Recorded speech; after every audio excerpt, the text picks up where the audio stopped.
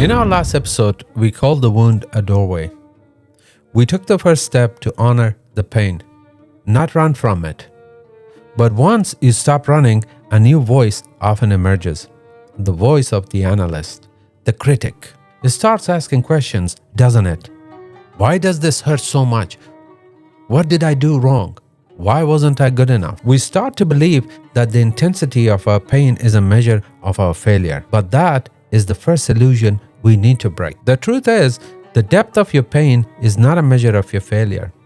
It's a measure of your soul's capacity. It hurts so much precisely because you were made for so much more. To understand this, we need to look at the anatomy of the wound. The pain you feel comes from a fundamental spiritual mismatch. Think of it this way. Your soul, your ruh, remembers perfection. It remembers the day of the covenant. It knows deep in its essence that true peace, true love, and true security are attributes of God alone. They can't be found in anything created. But your lower self, your Nafs, was born and conditioned by this temporary world, the dunya. And in its immaturity, in its desperate search for fulfillment, it takes that infinite yearning and attaches it to something tragically finite. A person, a career, a dream, a specific vision of the future.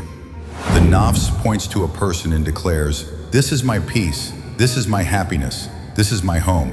It turns a beautiful but flawed and temporary creation into a substitute creator. And for a while, it feels like it works.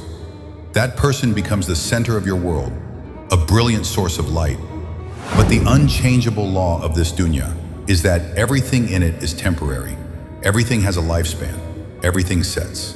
And when that person or that dream inevitably changes, leaves, or fades, the Nafs panics. The attachment breaks. The illusion shatters. That shattering is what we call heartbreak. And here's the key.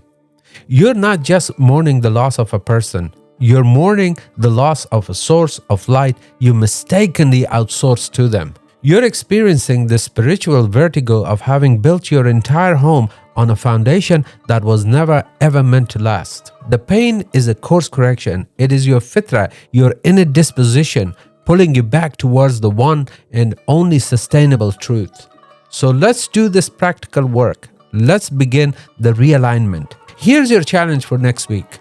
It requires profound honesty. I want you to take out a piece of paper or open a new note on your phone.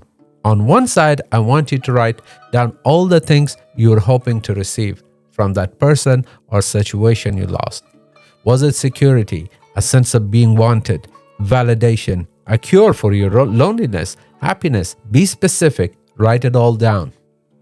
Now on the other side of that paper, write these words, a gift from the giver. Your task is to mediate on this, to recognize that all those beautiful qualities you received were never owned by the person who gave them. They were always just passing through. They were gifts from the only true source, Al-Wahhab, the giver of all gifts. Recognizing this doesn't erase the pain, not yet, but it begins the sacred process of realigning your heart towards the giver, not just the gift. This is a crucial step, but what do we do with the mind?